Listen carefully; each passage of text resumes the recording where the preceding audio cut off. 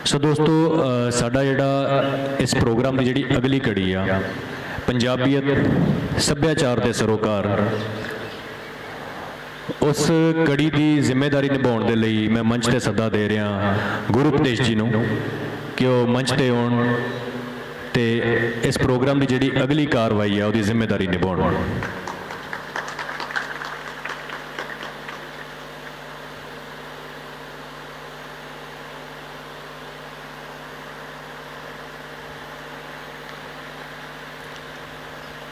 सो दोस्तों आप सब दे रूबरू गुरु उपदेश जी।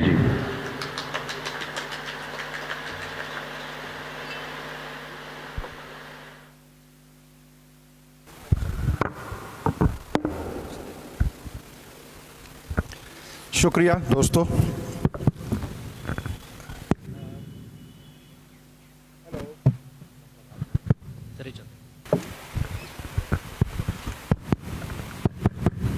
हेलो, हाँ, बहुत बहुत शुक्रिया। बड़ा अच्छा सैशन पहला तुसीं गुजर चुकिया है और इसे सैशन का काफ़ी हिस्सा तुसीं ऑलरेडी डिस्कशन दे विच सुन चुके हो। असीं रखिया सी एक स्पैशल सैशन पंजाबीयत दे उत्ते गल करन लई ते काफ़ी गल्लां उन्हां विचों जिहड़ियां असीं करनियां सी उन्हां दा साडे जिहड़े मुख मेहमान आए हैगे है, जिहड़े पहला स्पीकर आए है, वो बोल चुके हैं। फिर भी असीं अपने तीन जिहड़े इस डिस्कशन च हिस्सा लैण वाले दोस्त हैगे है उन्होंने बुलाने हैं। पहला मैडम गुरमीत जी, गुरमीत राय जी, हरविंदर पंडाल जी तुसीं भी आ जाओ।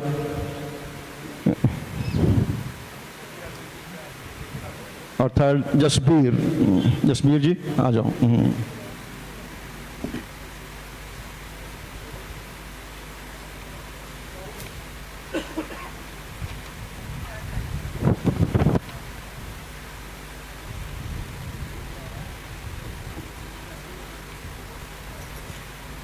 मेरा छोटा जिहा रोल है इस सारी डिस्कशन दे विच इन्हां तिन्नां दोस्तां नूं इंट्रोड्यूस करा दियां ते उस तो बाद कदी कदी विच सवाल पुछ लवां ते जिहड़े मेजर सवाल सीगे वो मेरा ख्याल है ऑलरेडी साडी डिस्कशन दे विच खड़े हो चुके सन। इंट्रोड्यूस करन दे वल्लों मैं गुरमीत जी नूं इंट्रोड्यूस करवाना। गुरमीत राय बेसिकली तां इमारती है, आर्कीटैक्ट है, पर कंजरवेशन का काम बहुत ज़्यादा करते हैं। साम संभाल साडा जिहड़ा विरसा है वो इन्हों बहुत वड्डा हथ है। यूनैस्को के बड़े सारे प्रोजेक्ट दे विच इन्हां दा बड़ा कॉन्ट्रीब्यूशन है, बड़ी देन हैगी इन्हां दी। अपने अमृतसर दे विच भी कम से कम कोई 40-50 वड्डे जिहड़े प्रोजेक्ट सी साम संभाल दे उन्हां दे विच इन्हां ने बड़ा काम किया है। दिल्ली दे विच इन्हां ने रैड फोर्ट के उत्ते काम किया है, एलोरा केव्स दे विच काम किया है, लुम्बिनी नेपाल जिहड़ी कि बुद्धिस्ट सेंटर है उत्थे बहुत काम किया है, बेगान म्यांमार बर्मा दे विच भी काम किया है। शहर दे विच महाराजा रणजीत सिंह दे नाल जिहड़े जुड़े हुए स्थान हैगे है उन्हां दे नाल इन्हां दा बहुत है। Rambagh palace, Gobindgarh fort, summer palace Maharaja Ranjit Singh दा, और इस तरह ही होर बहुत है। मैं बड़ी लंबी लिस्ट है इन्होंने कामों की। बहुत देर तक ये यूनैस्को नाल जुड़े हुए हैं तो बहुत सारे उन्होंने प्राइज़ भी लै चुके हैं। जिहड़े उन्हां दियां जूरीज हैगियां जिहड़ियां उन्हां दियां पैनल्स हुंदे जजमेंट वाले उत्थे भी ये अपना रोल निभा रहे हैगे। हरविंदर पंडाल जी मेरे नाल बैठे हैगे है। बेसिकली तो ये टीचर इंग्लिश के हैगे है, पर इंट्रस्टिंग गल हैगी है कि इन्हां दा काफ़ी इंट्रस्ट हिस्टरी दे विच हैगा। हरविंदर ने कम से कम हुण तक 20 तो ज़्यादा किताबां लिख चुके हैं जिन्हां दे विच लिटरेचर के नाल रिलेटेड नावल, कहानी और कविता सब कुछ शामिल है। पर at the same time history के नाल रिलेटेड किताबां इन्हां दियां काफ़ी इंपॉर्टेंट है, जिहदे खास करके कम्यूनिस्ट लहर के बारे लिखा इन्होंने, कार्ल मार्क्स बारे बहुत लिखा है, भगत सिंह बारे लिखा है, पार्टीशन बारे लिखा है, सुभाष चंद्र बोस बारे लिखा है। और जिहड़ी इन्हां दी सब लास्ट किताब हैगी है, लेटेस्ट आई है, मैनू ये किताब लगता सीगा कि पंजाबीयत के पॉइंट ऑफ व्यू तो बड़ी यूजफुल है। किताब का नाम है पंजाबियों की मरण मिट्टी। ये इन्होंने जोड़े पंजाबियों के कई सुभाव है जोड़े ओवर द ईयर्स डिवेलप होए हैं, ओवर द ईयर उन्होंने हिस्सा बन चुके हैं पंजाबीयत का। उन्होंने चो कई गल्लां इन्होंने इस किताब के कीतियां है। ਇੰਟਰਸਟਿੰਗ ਗੱਲ ਹੈ ਕਿ ਜਸਬੀਰ ਇਹਨਾਂ ਤੋਂ ਉਲਟ ਹੈਗੇ ਹੈ। ਜਸਬੀਰ ਬੇਸਿਕਲੀ ਹਿਸਟਰੀ ਦੇ ਟੀਚਰ ਹੈਗੇ ਆ, ਪੰਜਾਬ ਯੂਨੀਵਰਸਿਟੀ 'ਚ ਪੜ੍ਹਾਉਂਦੇ ਹੈਗੇ ਆ ਹਿਸਟਰੀ, ਪਰ ਇਹਨਾਂ ਦਾ ਇੰਟਰਸਟ ਲਿਟਰੇਚਰ ਦੇ ਵਿੱਚ ਹੈਗਾ। ਇਹ ਲਿਟਰੇਚਰ ਤੋਂ ਹਿਸਟਰੀ ਵੱਲ ਡੈਵਲ ਕਰ ਰਹੇ ਹੈਗੇ ਆ, ਉਹ ਹਿਸਟਰੀ ਤੋਂ ਲਿਟਰੇਚਰ ਵੱਲ ਡੈਵਲ ਕਰ ਰਹੇ ਹੈਗੇ ਆ। ਅਤੇ ਉਹਨਾਂ ਨੇ ਜਿਹੜਾ ਆਪਣਾ PhD ਦਾ ਕੰਮ ਵੀ ਕੀਤਾ ਹੈਗਾ, ਉਹ ਵੀ ਲਿਟਰੇਚਰ ਜਿਹੜਾ ਪਾਰਟੀਸ਼ਨ ਦੇ ਨਾਲ ਰਿਲੇਟਡ ਹੈ ਉਹਦੇ ਨਾਲ ਉੱਤੇ ਕੰਮ ਕੀਤਾ ਹੈ। ਔਰ ਬਾਅਦ ਦੇ ਵਿੱਚ ਉਹਨਾਂ ਨੇ ਜਿਹੜੇ ਪੇਪਰ ਪਬਲਿਸ਼ ਕੀਤੇ ਹੈ ਉਹ ਵੀ ਬਹੁਤ ਸਾਰੇ ਪੰਜਾਬ ਦੇ ਨਾਲ ਜੁੜੇ ਹੋਏ ਹੈ, ਜਿਨ੍ਹਾਂ ਦੇ ਵਿੱਚ ਮੰਟੋ ਦੇ ਉੱਤੇ ਵੀ ਕੰਮ ਕੀਤਾ ਇਹਨਾਂ ਨੇ, ਖੁਸ਼ਵੰਤ ਸਿੰਘ ਦੀ ਟ੍ਰੇਨ ਟੂ ਪਾਕਿਸਤਾਨ 'ਤੇ ਕੰਮ ਕੀਤਾ ਹੈ, ਭਗਤ ਸਿੰਘ 'ਤੇ, ਮੁਹੰਮਦ ਅਲੀ ਜਿੰਨਾ 'ਤੇ, ਦਲਿਤ 'ਤੇ, ਗਦਰ ਮੂਵਮੈਂਟ 'ਤੇ, ਇਸ ਤਰ੍ਹਾਂ ਦੇ ਟੌਪਿਕਸ ਦੇ ਉੱਤੇ ਇਹਨਾਂ ਨੇ ਬਹੁਤ ਸਾਰੇ ਪੇਪਰ ਪਬਲਿਸ਼ ਕੀਤੇ ਹੈਗੇ ਆ। ਅਸੀਂ ਇਸ ਡਿਸਕਸ਼ਨ ਨੂੰ ਇੱਕ ਬੇਸਿਕ ਜਿਹੇ ਸਵਾਲ ਤੋਂ ਸ਼ੁਰੂ ਕਰਨ ਲੱਗੇ ਹੈਗੇ ਆ, ਅਤੇ ਮੇਰਾ ਜਿਹੜਾ ਤਰੀਕਾ ਹੈ ਉਹ ਇਹ ਹੈਗਾ ਕਿ ਸਵਾਲ ਅਸੀਂ ਕਰਾਂਗੇ ਅਤੇ ਤਿੰਨੇ ਸਾਡੇ ਦੋਸਤਾਂ ਵਿੱਚੋਂ ਜਿਹੜਾ ਵੀ ਇਸ ਨੂੰ ਅੱਛਾ ਸਮਝਦਾ ਹੈਗਾ ਉਹ ਜਵਾਬ ਦੇ ਸਕਦਾ ਹੈਗਾ। ਅਤੇ ਕਿਉਂਕਿ ਪੰਜਾਬੀਆਂ ਦੀ ਹਿਸਟਰੀ ਕਾਫੀ ਲੰਬੀ ਹੈਗੀ ਹੈ, ਕਾਫੀ ਦੇਰ ਤੋਂ ਪੰਜਾਬ ਜਿਹੜਾ ਹੈ ਇਹ ਬਣਦਾ ਵਿਗੜਦਾ ਰਿਹਾ ਹੈਗਾ, ਅਤੇ ਅਸੀਂ ਇਸ ਵੇਲੇ ਜੇ ਪੰਜਾਬੀਅਤ ਦੀ ਗੱਲ ਕਰਾਂਗੇ ਤਾਂ ਸਾਨੂੰ 2-3 ਚੀਜ਼ਾਂ ਦਾ ਖਿਆਲ ਆਉਂਦਾ ਹੈਗਾ। ਇੱਕ ਹੈਗਾ ਕਿ ਪੰਜਾਬੀ ਕੌਣ ਹੈਗਾ, ਫਿਰ ਪੰਜਾਬੀ ਭਾਸ਼ਾ ਕਿਸ ਨੂੰ ਕਹਿਣਾ ਅਸੀਂ, ਅਤੇ ਫਿਰ ਉਸ ਤੋਂ ਬਾਅਦ ਆਉਂਦਾ ਹੈਗਾ ਕਿ ਪੰਜਾਬ ਦਾ ਕਲਚਰ ਹੈ ਇਸ ਨੂੰ ਕਿਵੇਂ ਡਿਫਾਈਨ ਕਰਨਾ ਹੈਗਾ ਆਪਾਂ। ਸੋ ਸਾਡਾ ਜਿਹੜਾ ਪਹਿਲਾ ਸਵਾਲ ਹੈ ਮੇਰੇ ਹਿਸਾਬ ਨਾਲ ਉਹ ਇਹੀ ਹੈਗਾ ਕਿ ਪੰਜਾਬੀ ਕੌਣ ਹੈਗਾ, ਕਿਉਂਕਿ ਸਾਨੂੰ ਇਹ ਪਤਾ ਹੈਗਾ ਕਿ ਜਿਓਗ੍ਰਾਫੀਕਲੀ ਅਸੀਂ ਬਹੁਤ ਵੱਡੇ ਸੀ ਔਰ ਅਸੀਂ ਹੌਲੀ ਹੌਲੀ ਟੁੱਟਦੇ ਰਹੇ ਹੈਗੇ। ਸਾਡਾ ਬੜਾ ਵੱਡਾ ਹਿੱਸਾ ਸਾਡਾ ਪਾਕਿਸਤਾਨ 'ਚ ਚਲਾ ਗਿਆ, ਔਰ ਜਿਹੜਾ ਇੱਥੋਂ ਦਾ ਪੰਜਾਬ ਵੀ ਸੀ ਉਹ ਵੀ ਬਹੁਤ ਟੁੱਟ ਭੱਜ ਕੇ ਹੁੰਦਾ ਰਿਹਾ। ਹੁਣ ਅਸੀਂ ਜੇ ਪੰਜਾਬੀ ਕਹਾਂਗੇ ਤਾਂ ਕੀ ਅਸੀਂ ਸਿਰਫ ਆਹ ਛੋਟਾ ਜਿਹਾ ਪੰਜਾਬ ਹੈ ਇਹਨਾਂ ਨੂੰ ਪੰਜਾਬੀ ਕਹਿਣਾ ਹੈਗਾ, ਜਾਂ ਜਿਹੜੇ ਸਾਡੇ ਪੁਰਾਣੇ ਟ੍ਰੈਡੀਸ਼ਨਲ ਪੰਜਾਬ ਦੇ ਲੋਕ ਸੀਗੇ ਅਸੀਂ ਉਹਨਾਂ ਨੂੰ ਪੰਜਾਬੀ ਕਹਿਣਾ? ਸੋ ਪੰਜਾਬੀ ਆਪਾਂ ਕਿਸ ਨੂੰ ਕਹੀਏ? ਹੰਡਾਲ ਜੀ ਤੁਸੀਂ ਜ਼ਰਾ ਸ਼ੁਰੂ ਕਰੋ ਇਸ ਗੱਲ ਦੇ ਉੱਤੇ। ਬਹੁਤ ਬਹੁਤ ਸ਼ੁਕਰੀਆ ਜੀ। ਸੋ ਬੁਨਿਆਦੀ ਸਵਾਲ ਹੀ ਮੈਨੂੰ ਲੱਗਦਾ ਸਭ ਤੋਂ ਪਹਿਲਾ ਸਵਾਲ ਹੀ ਸਭ ਤੋਂ ਗੁੰਝਲਦਾਰ ਹੈ ਕਿ ਪੰਜਾਬੀ ਅਸੀਂ ਕਿਸ ਨੂੰ ਕਹੀਏ, ਕਿਉਂਕਿ ਜਦੋਂ ਅਸੀਂ ਸੰਕਲਪ ਬਣਾਉਂਦੇ ਹਾਂ ਤਾਂ ਮੈਨੂੰ ਲੱਗਦਾ ਕਿ ਉਹਦੇ ਵਿੱਚ ਉਹ ਬਹੁਤ ਸਾਰੀਆਂ ਸ਼ਕਤੀਆਂ ਵੀ ਆਪਣੀ ਦਖਲਅੰਦਾਜ਼ੀ ਕਰਦੀਆਂ, ਜਿਨ੍ਹਾਂ ਸ਼ਕਤੀਆਂ ਬਾਰੇ, ਜਿਨ੍ਹਾਂ ਸਮਾਜਿਕ ਸ਼ਕਤੀਆਂ ਬਾਰੇ ਅਸੀਂ ਬਹੁਤ ਵਾਰ ਸੁਚੇਤ ਨਹੀਂ ਹੁੰਦੇ। ਜਦੋਂ ਅਸੀਂ ਪੰਜਾਬੀ ਹੋਣ ਦੀ ਗੱਲ ਕਰਦੇ ਹਾਂ ਜਾਂ ਇਸ ਦੇ ਸਮਵਿੱਥ ਅਸੀਂ ਮਰਾਠੀ ਹੋਣ ਦੀ ਕੋਈ ਗੱਲ ਕਰ ਸਕਦਾ ਹੈ, ਕੋਈ ਗੁਜਰਾਤੀ ਹੋਣ ਦੀ ਗੱਲ ਕਰ ਸਕਦਾ ਹੈ, ਤਾਂ ਕਿਤੇ ਨਾ ਕਿਤੇ ਅਸੀਂ ਰਾਸ਼ਟਰਵਾਦ ਜਾਂ ਰਾਸ਼ਟਰ ਦੇ ਸੰਕਲਪ ਨੂੰ ਆਪਣੇ ਤਸੱਵੁਰ ਵਿੱਚ ਲਿਆ ਰਹੇ ਹੁੰਦੇ ਹਾਂ। ਔਰ ਰਾਸ਼ਟਰ ਬਣਨ ਦੀ ਪ੍ਰਕਿਰਿਆ ਬਹੁਤ ਪੁਰਾਣੀ ਨਹੀਂ ਹੈ, ਉਹ ਤਕਰੀਬਨ 3-4 ਸਦੀਆਂ ਪਹਿਲਾਂ ਜਾਂ ਉਸ ਤੋਂ ਵੀ ਬਾਅਦ ਕਹਿ ਸਕਦੇ ਹਾਂ ਕਿ ਇਹ ਰਾਸ਼ਟਰ ਬਣਨੇ ਸ਼ੁਰੂ ਹੁੰਦੇ ਆ। ਲੇਕਿਨ ਹੁਣ ਕਿਉਂਕਿ ਅਸੀਂ ਇੱਕ ਭਾਰਤੀ ਰਾਸ਼ਟਰ ਦਾ ਹਿੱਸਾ ਹਾਂ ਔਰ ਇੱਕ ਤਰ੍ਹਾਂ ਨਾਲ ਰਾਸ਼ਟਰ ਵਜੋਂ ਭਾਰਤੀਅਤਾ ਦੇ ਨਾਲ ਵੀ ਅਸੀਂ ਜੁੜ ਜਾਂਦੇ ਹਾਂ ਔਰ ਇੱਕ ਤਰ੍ਹਾਂ ਨਾਲ ਇੱਕ ਪ੍ਰਕਿਰਿਆ ਵਜੋਂ ਅਸੀਂ ਅੱਗੇ ਜਾ ਰਹੇ ਹਾਂ, ਜਿਹਦੇ ਵਿੱਚ ਅਸੀਂ ਸਿਆਸੀ ਤੌਰ 'ਤੇ ਕਿੱਥੇ ਖੜੇ ਹਾਂ, ਕਿੱਥੇ ਜੁੜੇ ਹਾਂ, ਇੱਕ ਹਿੱਸਾ ਕਿਵੇਂ ਸਾਡੇ ਤੋਂ ਵੱਖ ਹੋ ਗਿਆ, ਪਾਕਿਸਤਾਨ ਬਣ ਗਿਆ। ਇਸ ਲਈ ਮੈਂ ਕਹਿ ਰਿਹਾ ਕਿ ਮੇਰੇ ਲਈ ਬੜਾ ਗੁੰਝਲਦਾਰ ਚੀਜ਼ ਹੈ ਕਿ ਅੱਜ ਸਮੇਂ ਦੇ ਇਸ ਸਥਾਨ ਉੱਤੇ ਖੜੇ ਹੋ ਕੇ ਪੰਜਾਬੀਅਤ ਬਾਰੇ ਸੋਚਣਾ, ਪੰਜਾਬੀ ਹੋਣ ਬਾਰੇ ਸੋਚਣਾ।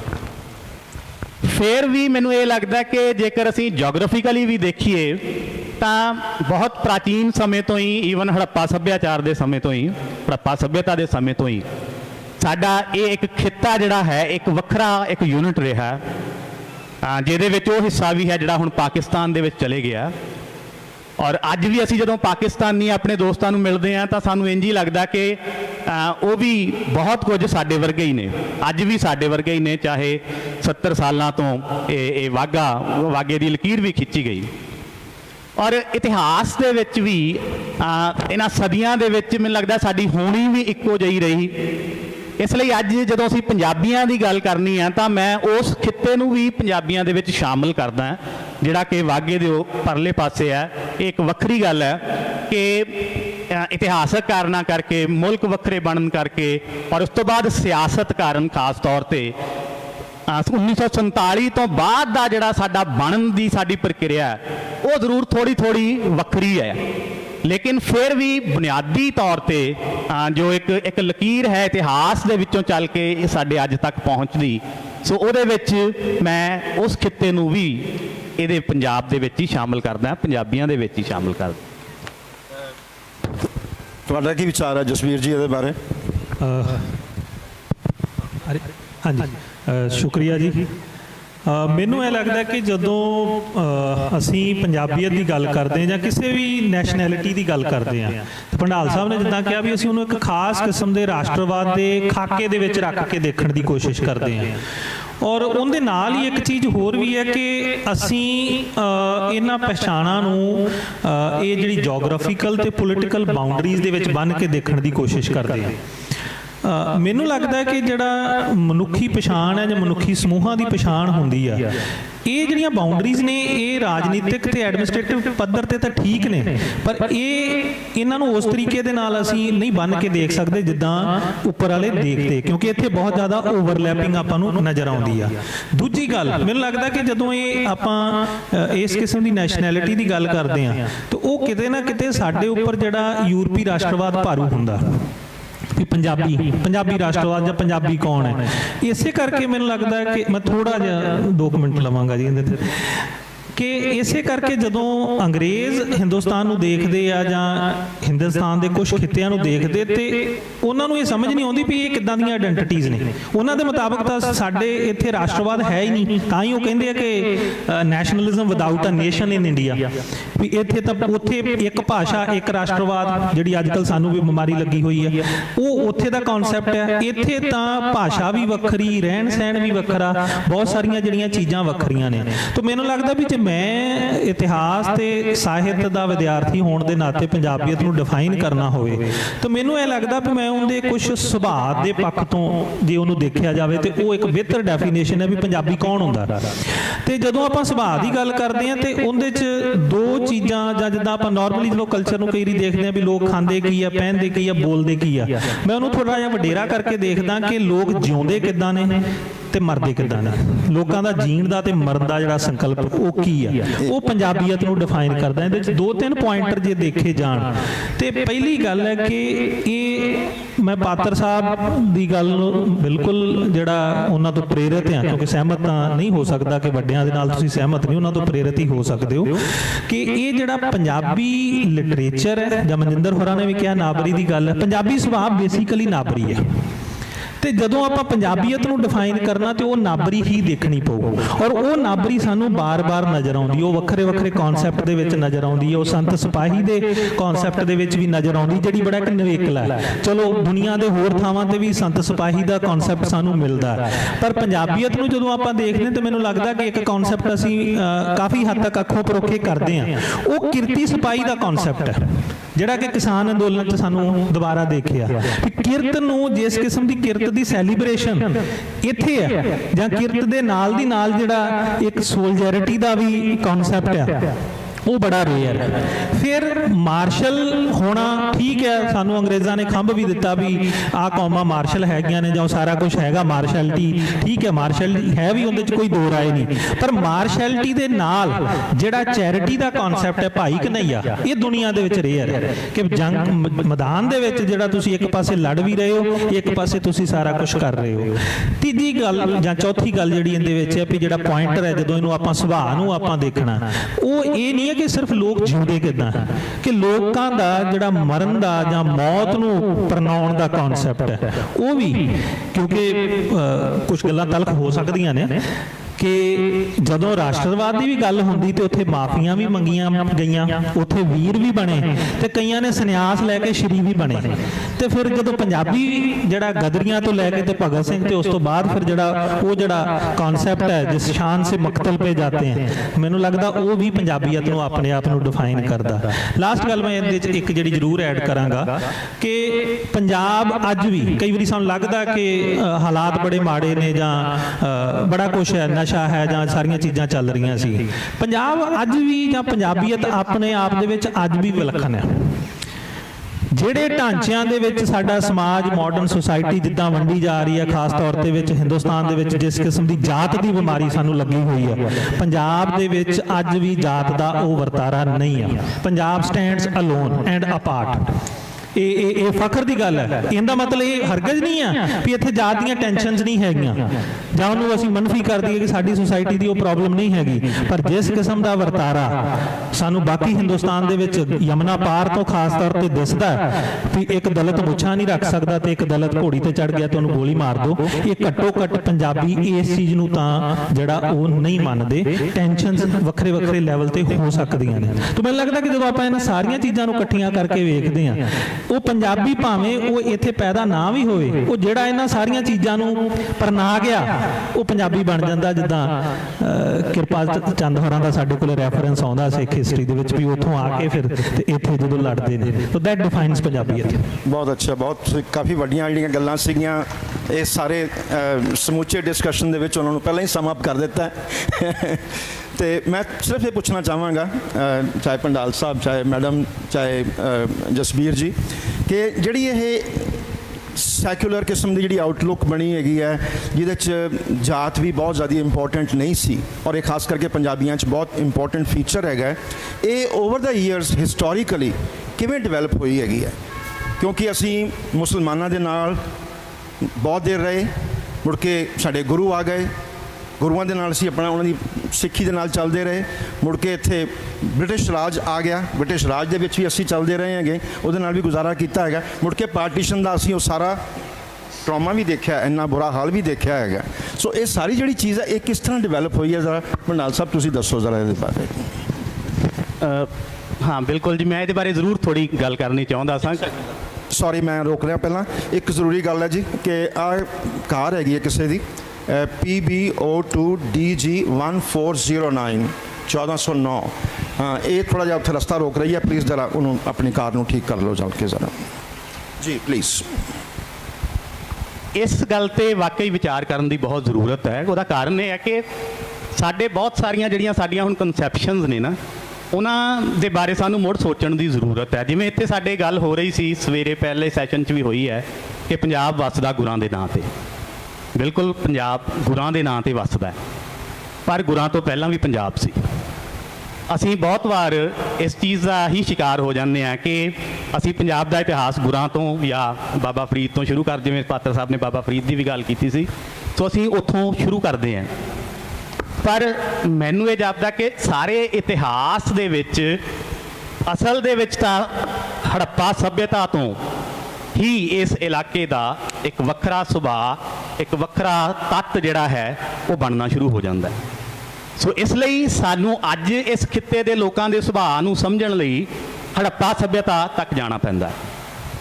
ਔਰ ਹੜੱਪਾ ਸੱਭਿਅਤਾ ਨੂੰ ਅਸੀਂ ਜਦੋਂ ਦੇਖਦੇ ਹਾਂ ਤਾਂ ਉਸ ਵੇਲੇ ਜਿਹੜੀਆਂ ਦੂਸਰੀਆਂ ਸੱਭਿਅਤਾਵਾਂ ਸਨ, ਮੈਸੋਪੋਟਾਮੀਆ ਦੀਆਂ ਜਾਂ ਦੂਸਰੀਆਂ, ਹਿਸਟਰੀ ਸਾਹਿਬ ਹਿਸਟਰੀ ਵਾਲੇ ਬੈਠੇ ਆ, ਸੋ ਇਸ ਲਈ ਮੈਂ ਥੋੜ੍ਹਾ ਜਿਹਾ ਡਰ ਕੇ ਵੀ ਬੋਲ ਰਿਹਾ ਇਹਨਾਂ ਤੋਂ। ਉਹਨਾਂ ਸੱਭਿਅਤਾਵਾਂ ਦੇ ਮੁਕਾਬਲੇ ਜਦੋਂ ਹੜੱਪਾ ਸੱਭਿਅਤਾ ਅਸੀਂ ਦੇਖਦੇ ਹਾਂ ਤਾਂ ਨਾ ਤਾਂ ਉੱਥੇ ਬਹੁਤ ਹਿੰਸਾ ਦੇ ਨਿਸ਼ਾਨ ਸਾਨੂੰ ਮਿਲਦੇ ਹੈ, ਔਰ ਨਾ ਹੀ ਸਾਨੂੰ ਅਜੇ ਤੱਕ ਇਸ ਤਰ੍ਹਾਂ ਦਾ ਪ੍ਰਮਾਣ ਮਿਲਿਆ ਜਿਸ ਤਰ੍ਹਾਂ ਦੇ ਵੱਡੇ ਵੱਡੇ ਬਰੀਅਲਸ ਉਹਨਾਂ ਸੱਭਿਅਤਾਵਾਂ ਵਿੱਚ ਮਿਲੇ, ਹੜੱਪਾ ਦੇ ਵਿੱਚ ਕਿਤੋਂ ਵੀ ਉਹ ਨਹੀਂ ਮਿਲੇ। ਜਿਸ ਤੋਂ ਅੰਦਾਜ਼ਾ ਲਗਾ ਸਕਦੇ ਹਾਂ ਕਿ ਇਹ ਜਿਹੜਾ ਹੜੱਪਾ ਦੀ ਜਿਹੜੀ ਸੱਭਿਅਤਾ ਸੀ, ਇਸ ਸੱਭਿਅਤਾ ਉਸ ਤਰੀਕੇ ਨਾਲ ਹਿੰਸਕ ਨਹੀਂ ਸੀ।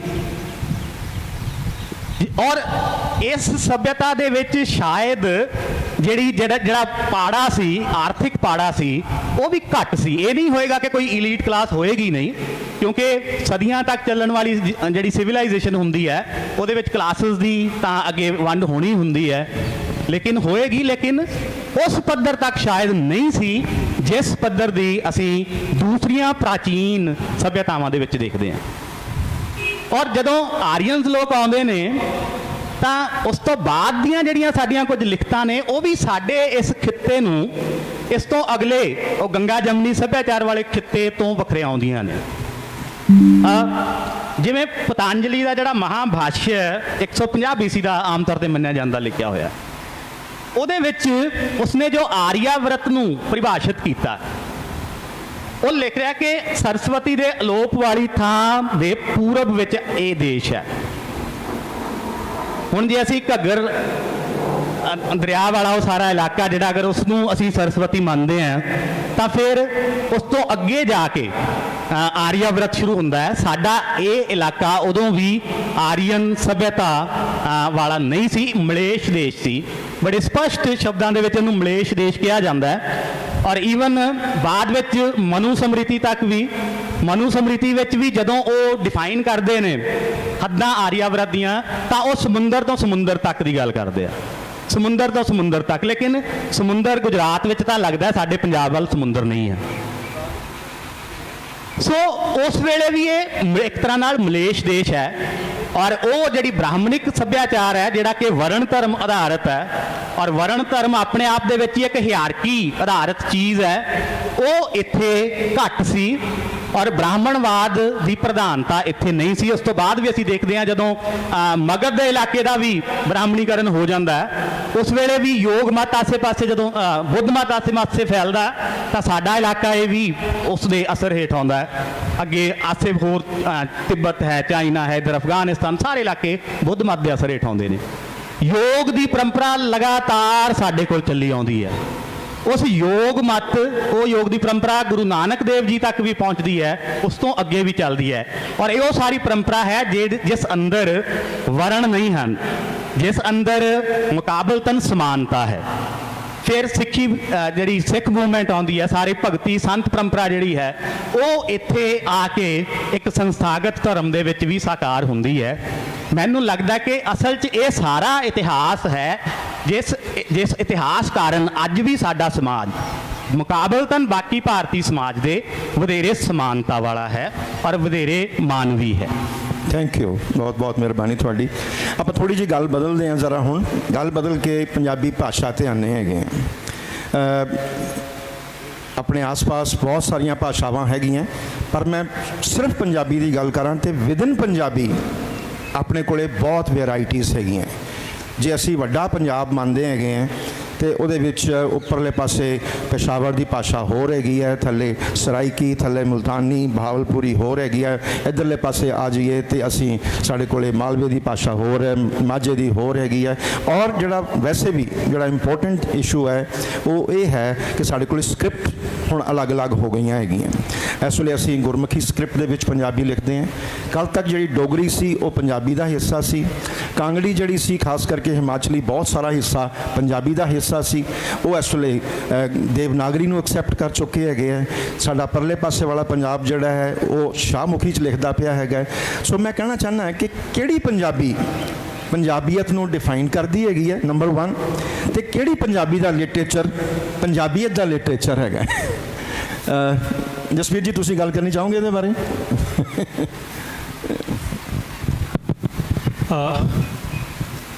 ਸਰ, ਮੈਨੂੰ ਇੰਝ ਲੱਗਦਾ ਕਿ ਜਦੋਂ ਆਪਾਂ ਭਾਸ਼ਾ ਦੀ ਗੱਲ ਕਰਦੇ ਹਾਂ, ਹਿਸਟੋਰੀਕਲੀ ਜਿਹਨੂੰ ਆਪਾਂ ਦੇਖਦੇ ਤੇ ਇਹ ਇਵੋਲਵ ਹੁੰਦੀ ਹੈ, ਬਣਦੀ ਹੈ ਸਹਿਜੇ, ਕੋਈ ਗਿਵਨ ਨਹੀਂ ਹੈਗੀ। ਜਦੋਂ ਇਹ ਹੁਣ ਤੁਹਾਡਾ ਸਵਾਲ ਦੇ ਵਿੱਚ ਹੈ ਕਿ ਕਿਹੜੀ ਪੰਜਾਬੀ ਪੰਜਾਬੀਅਤ ਨੂੰ ਡਿਫਾਈਨ ਕਰਦੀ ਹੈ, ਮੈਨੂੰ ਲੱਗਦਾ ਇਹ ਆਪਣੀ ਕਿਸਮ ਦਾ ਇੱਕ ਪ੍ਰੋਬਲਮੈਟਿਕਸ ਖੜਾ ਕਰਦਾ ਕਿ ਤੁਸੀਂ ਇੱਕ ਨੂੰ ਪ੍ਰਿਵਿਲੇਜ ਕਰੋਗੇ, ਬਾਕੀਆਂ ਨੂੰ ਅੰਡਰਸਕੋਰ ਕਰੋਗੇ। ਮੈਨੂੰ ਲੱਗਦਾ ਕਿ ਆਪਾਂ ਨੂੰ ਥੋੜਾ ਜਿਹਾ ਇਹ ਵੀ ਗ੍ਰਿਡ ਹਟਾ ਕੇ ਦੇਖਣਾ ਪਊਗਾ। ਬਿਲਕੁਲ ਠੀਕ ਹੈ, ਕਿਉਂਕਿ ਤੇ ਜੇ ਇਹਦਾ ਜਵਾਬ ਦੇਣਾ ਹੀ ਆ ਵਾਕਈ ਇਮਾਨਦਾਰੀ ਦੇ ਨਾਲ, ਤੇ ਫਿਰ ਇਹ ਆ ਵੀ ਉਹ ਭਾਸ਼ਾ ਜਿਹੜੀ ਲੋਕਾਂ ਦੀ ਭਾਸ਼ਾ ਹੈ, ਫੋਕ ਦੀ ਭਾਸ਼ਾ ਹੈ, ਜਿੱਦਾਂ ਪਾਤਰ ਸਾਹਿਬ ਨੇ ਕਿਹਾ ਸੀ, ਜਿਹੜਾ ਅਗਿਆਤ ਹੁੰਦਾ। ਕਿਉਂਕਿ ਅਗਿਆਤ ਦੀਆਂ ਜਿਹੜੀਆਂ ਉਹਦੀਆਂ ਤਹਿਾਂ ਨੇ ਮਨ ਦੀਆਂ, ਉਹ ਲੋਕਾਈ ਨੂੰ ਅਸਲ ਦੇ ਵਿੱਚ ਰਿਪਰੈਜ਼ੈਂਟ ਕਰ ਰਹੀਆਂ ਹੁੰਦੀਆਂ, ਲੋਕਾਂ ਨੂੰ ਰਿਪਰੈਜ਼ੈਂਟ ਕਰ ਰਹੀਆਂ ਹੁੰਦੀਆਂ। ਪੰਜਾਬੀ, ਮੈਂ ਕੋਈ ਲਿੰਗੁਇਸਟਿਕ ਦਾ ਆਦਮੀ ਨਹੀਂ, ਨਾ ਹੀ ਐਸਾ ਲਿਟਰੇਚਰ ਦਾ ਆਦਮੀ ਹੈ, ਮੈਂ ਤਾਂ ਸਾਹਿਤ ਦਾ ਬੰਦਾ ਤੇ ਉਸ ਪਾਸੇ ਚੁੰਝ ਜਾ ਕੇ ਮਾਰਦਾ ਵੀ ਥੋੜਾ ਜਿਹਾ ਇੱਕ ਆਲਟਰਨੇਟਿਵ ਫਲੇਵਰ ਦੀ ਹਿਸਟਰੀ ਜਿਹੜਾ ਉਹ ਬਣ ਜਾਂਦੀ ਹੈ। ਪਰ ਮੈਂ ਇਹਨੂੰ ਇਦਾਂ ਦੇਖਦਾ ਕਿ ਜਿਹੜੀ ਰਿਪਰੈਜ਼ੈਂਟੇਸ਼ਨ ਦੀ ਗੱਲ ਹੋ ਰਹੀ ਹੈ ਕਿ ਕਿਹੜੀ ਭਾਸ਼ਾ ਫਿਰ ਲੋਕਾਂ ਨੂੰ ਜੇ ਰਿਪਰੈਜ਼ੈਂਟ ਕਰਦੀ ਹੈ, ਜਾਂ ਮੈਂ ਇਹਨੂੰ ਭਾਸ਼ਾ ਦੇ ਵਿਗਾੜ ਦੇ ਲਿਹਾਜ਼ ਤੋਂ ਦੇਖਾਂ ਤੇ ਸਾਨੂੰ ਇੱਕ ਅਜੀਬ ਕਿਸਮ ਦੀ ਬਿਮਾਰੀ ਚੰਬੜੀ ਹੋਈ ਹੈ। ਉਹ ਇਹ ਹੈ ਇਹ ਖੈਰ ਮੈਂ ਪਹਿਲਾ ਪਾਰਟ ਜਿੱਥੇ ਆਪਣੇ ਆਪ 'ਚ ਹਾਲਾਂਕਿ ਅਸੀਂ ਗਲੋਰੀਫਾਈ ਤਾਂ ਨਹੀਂ ਕਰਦੇ ਕਦੀ ਵੀ ਹਿਸਟਰੀ 'ਚ, ਪਰ ਉਹ ਆਪਣੇ ਆਪ ਕਈ ਵਾਰੀ ਉਹ ਗਲੋਰੀਫਿਕੇਸ਼ਨ ਲੱਗਣ ਲੱਗ ਜਾਂਦੀ, ਪਰ ਉਹ ਆਪਣੇ ਆਪ ਦਾ ਇੱਕ ਯਥਾਰਥ ਹੈ ਕਿ ਉਹ ਜਿਹੜੇ ਪਹਿਲੂਆਂ ਦੀ ਗੱਲ ਕੀਤੀ ਸੀ। ਸਾਨੂੰ ਇਹ ਵੀ ਅੰਦਰ ਝਾਤੀ ਮਾਰਨੀ ਪਊ ਵੀ ਅੱਜ ਸਾਡੀ ਭਾਸ਼ਾ, ਸਾਡੀ ਭਾਸ਼ਾ ਕਦੋਂ ਬਣੀ। ਮੈਂ ਜੋਗਾ ਸਿੰਘ ਵਿਰਕ ਦਾ ਇੱਕ ਦਿਨ ਪੜ੍ਹ ਰਿਹਾ ਸੀ, ਉਹ ਭਾਖਾ ਲਿਖਿਆ ਹੋਇਆ, ਫਿਰ ਇਹ ਭਾਖਾ ਤੋਂ ਭਾਸ਼ਾ ਕਦੋਂ ਬਣ ਗਈ, ਤੇ ਸਾਡਾ ਬਠਿੰਡਾ ਜਾਣਾ ਕਦੋਂ ਬਣ ਗਿਆ। ਇਹ ਜਿਹੜਾ ਅਜੀਬ ਕਿਸਮ ਦਾ ਵਰਤਾਰਾ ਔਰ ਖਾਸ ਤੌਰ ਤੇ ਪੰਜਾਬੀ ਇੰਟੈਲੀਜੈਂਸੀਆ ਦੇ ਅੰਦਰ ਹੈ, ਮੈਂ ਮਾਫੀ ਪਹਿਲਾਂ ਮੰਗ ਲੈਣਾ, ਇਹ ਇੰਟੈਲੀਜੈਂਸੀਆ ਦੇ ਅੰਦਰ ਜਿਹੜੀ ਬਿਮਾਰੀ ਆ ਕਿ ਅਸੀਂ ਜੇ ਮੈਂ ਦੇਖਿਆ ਕਿ ਜੇ ਦੋ ਬੰਗਾਲੀ ਪ੍ਰੋਫੈਸਰ ਖਲੋਤੇ ਹੋਣਗੇ ਉਹ ਬੰਗਾਲੀ 'ਚ ਗੱਲ ਕਰਨਗੇ, ਗੁਜਰਾਤੀ ਹੋਣਗੇ ਉਹ ਗੁਜਰਾਤੀ 'ਚ ਗੱਲ ਕਰਨ ਹੋਣਗੇ, ਠੀਕ ਹੈ। ਸਾਡੇ ਪੰਜਾਬੀ ਜਿੱਥੇ ਵੀ ਚਾਰ ਇਕੱਠੇ ਹੋਣਗੇ ਜਾਂ ਤਾਂ ਉਹ ਅੰਗਰੇਜ਼ੀ ਤੇ ਚਲੋ ਪੰਜਾਬੀ ਸੌਖੇ ਬੋਲ ਲੈਂਦੇ, ਪਰ ਹਿੰਦੀ ਔਖੇ ਹੋ ਕੇ ਬੋਲਦੇ ਮੇਰੇ ਵਰਗੇ ਵੀ, ਠੀਕ ਹੈ। ਇਹ ਜਿਹੜੀ ਪ੍ਰੋਬਲਮ ਹੈ ਇਹ ਜਦੋਂ ਰਾਈਟਿੰਗ ਦੇ ਵਿੱਚ ਆ ਰਹੀ ਹੈ ਤੇ ਕਿਤੇ ਨਾ ਕਿਤੇ ਮੈਨੂੰ ਲੱਗਦਾ ਵੀ ਜਿਹੜੇ ਸੈਗਮੈਂਟ ਨੂੰ ਅਸੀਂ ਰਿਪਰੈਜ਼ੈਂਟ ਕਰਨਾ, ਜਿਨ੍ਹਾਂ ਦੇ ਬਾਰੇ ਲਿਖਣਾ, ਠੀਕ ਹੈ, ਲਿਟਰੇਚਰ ਅਸੀਂ ਕਹਿੰਦੇ ਜੀ ਸਮਾਜ ਬਾਰੇ ਆ, ਉਹ ਮੈਨੂੰ ਲੱਗਦਾ ਉਹ ਕਿਤੇ ਨਾ ਕਿਤੇ ਸਮਾਜ ਤੋਂ ਡਾਈਵੋਰਸ ਹੁੰਦਾ ਜਾ ਰਿਹਾ, ਉਹਦੇ ਤੋਂ ਟੁੱਟਦਾ ਜਾ ਰਿਹਾ, ਤੇ ਇਸ ਕਰਕੇ ਜਿਹੜੀ ਲੋਕਾਈ ਦੀ ਭਾਸ਼ਾ ਉਹ ਚਾਹੇ ਰਸਟਕ ਹੀ ਹੋਵੇ, ਉਹੀ ਮੈਨੂੰ ਲੱਗਦਾ ਵੀ ਫਿਰ ਉਹ ਪੰਜਾਬੀਅਤ ਨੂੰ ਡਿਫਾਈਨ ਕਰਦੀ। ਮੈਂ ਤੁਹਾਡੇ ਕੋਲੋਂ ਇਹੀ ਗੱਲ ਕਹਾਉਣਾ ਚਾਹੁੰਦਾ ਸੀ ਇਸ ਕਰਕੇ ਕਿ ਸਾਡੇ ਵਾਸਤੇ ਵਾਰਿਸ ਅੱਜ ਵੀ ਜ਼ਿੰਦਾ ਹੈਗਾ, ਸਾਡੇ ਵਾਸਤੇ ਪੀਲੂ ਵੀ ਜ਼ਿੰਦਾ ਹੈਗਾ, ਸਾਡੇ ਜਿਹੜੇ ਸਾਰੇ ਕਿੱਸਾਕਾਰ ਹੈਗੇ ਆ, ਸਾਡੇ ਜਿਹੜੇ ਜੰਗਨਾਮੇ ਹੈਗੇ ਆ, ਲੋਕੀ ਉਹਨਾਂ ਦੀ ਭਾਸ਼ਾ ਅੱਜ ਵੀ ਬੋਲਦੇ ਹੈਗੇ ਆ। ਔਰ ਅਸੀਂ ਭਾਵੇਂ ਹੁਣ ਠੀਕ ਹੈ ਆਪਣੇ ਆਪ ਨੂੰ ਸਿਕੁੜ ਕੇ ਛੋਟੇ ਛੋਟੇ ਏਰੀਆ 'ਚ ਵੰਡ ਕੇ ਪੰਜਾਬੀ ਨੂੰ ਬੜਾ ਅਲੱਗ-ਅਲੱਗ ਰੂਪ ਦਿੱਤਾ ਹੋਇਆ ਹੈਗਾ, ਪਰ ਜਿਹੜੀ ਆਮ ਲੋਕਾਂ ਦੀ ਜ਼ੁਬਾਨ ਹੈਗੀ ਹੈ ਉਹਨਾਂ 'ਚ ਅੱਜ ਵੀ ਵਾਰਿਸ ਬੋਲਦਾ ਹੈਗਾ ਜਾਂ ਉਹਦੇ 'ਚ ਬੁੱਲੇ ਸ਼ਾਹ ਬੋਲਦਾ ਹੈਗਾ, ਤੇ ਇਹ ਜਿਹੜੀ ਇਸ ਕਰਕੇ ਜਿਹੜਾ ਇਸ ਕਿਸਮ ਦੀ ਭਾਸ਼ਾ ਬੋਲੇਗਾ ਉਹ ਪੰਜਾਬੀ ਹੈਗਾ, ਪੰਜਾਬੀਅਤ ਹੀ ਹੈਗੀ ਉਹਦੇ ਵਿੱਚ। ਗੁਰਮੀਤ ਜੀ ਬੈਠੇ ਹੈਗੇ ਆ, ਮੈਂ ਇਹਨਾਂ ਨੂੰ ਸਪੈਸ਼ਲੀ ਰਿਜ਼ਰਵ ਕੀਤਾ ਸੀ ਇਸ ਕਰਕੇ ਕਿ ਇਹ ਹੈਗੇ ਆ ਬਹੁਤ ਸਾਰੇ ਜਿਹੜੇ ਸਾਡੇ ਵਿਰਸਾ ਵਾਲਾ ਜਿਹੜਾ ਸਾਡਾ ਪਾਰਟ ਹੈ ਉਹਦੇ ਨਾਲ ਬਹੁਤ ਜੁੜੇ ਹੋਏ ਹੈਗੇ ਆ, ਤੇ ਮੈਂ ਚਾਹਾਂਗਾ ਕਿ ਸਾਡੇ ਜਿਹੜੇ ਪੰਜਾਬੀਆਂ ਦੇ ਵਿਰਸੇ ਦੇ ਵਿੱਚ ਇੰਨੇ ਸਾਰੇ ਗੁਰਦੁਆਰੇ ਹੈਗੇ ਆ, ਸਾਡੇ ਕੋਲੇ ਮਜ਼ਾਰ ਹੈਗੇ ਆ, ਸਾਡੇ ਕੋਲ ਪੀਰ ਆਏ ਹੈਗੇ ਆ, ਲੋਕਾਂ ਨੇ ਜੋਗੀਆਂ ਦੇ ਨਾਲ ਬੜਾ ਜੁੜਿਆ ਹੈਗਾ, ਤੇ ਜਿਹੜੀ ਇਸ ਕਿਸਮ ਦੀ ਸਾਡੀ ਜਿਹੜੀ ਵਿਰਾਸਤ ਹੈਗੀ ਹੈ ਉਸ ਵਿਰਾਸਤ ਨੂੰ ਇਹ ਕਿਵੇਂ ਸੋਚਦੇ ਆ ਕਿ ਇਹ ਪੰਜਾਬੀ ਐਬਜ਼ੌਰਬ ਕਰਦੇ ਆ, ਤੇ ਪੰਜਾਬੀਆਂ ਨੂੰ ਇਹ ਸਾਰੀਆਂ ਚੀਜ਼ਾਂ ਕਿਸ ਤਰ੍ਹਾਂ ਅਸਰ ਕਰਦੀਆਂ ਹੈਗੀਆਂ, ਉਹਨਾਂ ਦੇ ਦਿਲ ਦਿਮਾਗ ਦੇ ਉੱਤੇ ਕਿਵੇਂ ਉਹਨਾਂ ਦੀ ਸੋਚ ਨੂੰ ਬਦਲਦੀਆਂ ਹੈਗੀਆਂ, ਕਿਸ ਤਰ੍ਹਾਂ ਉਹ ਬਹੁਤਾ ਫਰਕ ਨਹੀਂ ਪਾਉਂਦੇ ਹੈਗੇ ਗੁਰਦੁਆਰੇ ਜਾਂ ਕਈ ਵਾਰੀ ਪੀਰਾਂ ਦੇ ਮਜ਼ਾਰ ਨੂੰ। ਇਹ ਜਿਹੜੀ ਸੋਚ ਹੈਗੀ ਹੈ ਇਹ ਕਿਸ ਕਿਸਮ ਦੀ ਸੋਚ ਹੈ ਜਿਹਦੇ ਨਾਲ ਪੰਜਾਬੀਆਂ ਦਾ ਇੱਕ ਸੁਭਾਅ ਬਣਦਾ ਹੈਗਾ। ਮੈਂ ਚਾਹਾਂਗਾ ਕਿ ਤੁਸੀਂ ਇਹਦੇ ਬਾਰੇ ਕੁਝ ਜ਼ਰੂਰ ਬੋਲੋ। ਹਾਂਜੀ, ਪੰਜਾਬੀ ਲੈਂਗੁਏਜ ਦੇ ਬਾਅਦ ਤੁਸੀਂ ਮੈਨੂੰ ਕਿਹਾ ਬੋਲਣ ਨੂੰ, ਤੇ ਬੜੀ ਗਲਤ ਕੰਮ ਕੀਤਾ ਤੁਸੀਂ, ਕਿਉਂਕਿ ਮੇਰੀ ਪੰਜਾਬੀ ਵੀ ਅੰਗਰੇਜ਼ੀ 'ਚ ਹੈ। ਹਾਂ ਨਹੀਂ ਅੱਛਾ, ਐਕਚੁਅਲੀ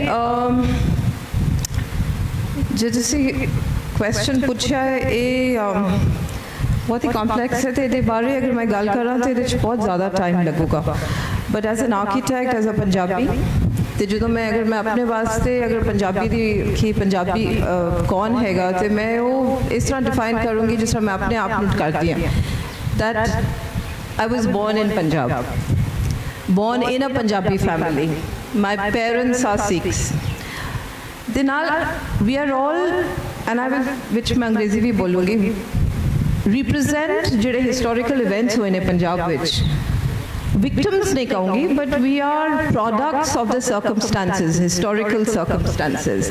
तो ਜਿਹੜੀ ਮੇਰੀ ਥਿਉਰੀ ਹੈ ਉਹ ਕਿਤਾਬਾਂ ਚੋਂ ਨਹੀਂ ਨਿਕਲੀ, ਮੇਰੀ ਥਿਉਰੀ ਆਪਣੀ ਪਰਸਨਲ ਐਕਸਪੀਰੀਅੰਸ ਤੋਂ ਨਿਕਲੀ ਹੈ, and I feel that is very very important for Punjab, ਕਿਉਂਕਿ ਪੰਜਾਬੀ ਸੋਸਾਇਟੀ ਇੱਕ ਐਗੈਲਿਟੇਰੀਅਨ ਸੋਸਾਇਟੀ ਹੈ, ਜਿਸ ਤਰ੍ਹਾਂ ਪਾਤਰ ਸਾਹਿਬ ਨੇ ਗੱਲ ਕੀਤਾ, ਅਸੀਂ ਜ਼ਮੀਨ ਤੋਂ ਨਿਕਲੇ ਹਾਂ ਐਂਡ ਅਸੀਂ ਦਰਬਾਰੀ ਨਹੀਂ ਹੈ, in spite of all the feudal systems ਅਸੀਂ ਇੱਕ egalitarian society ਹੈ।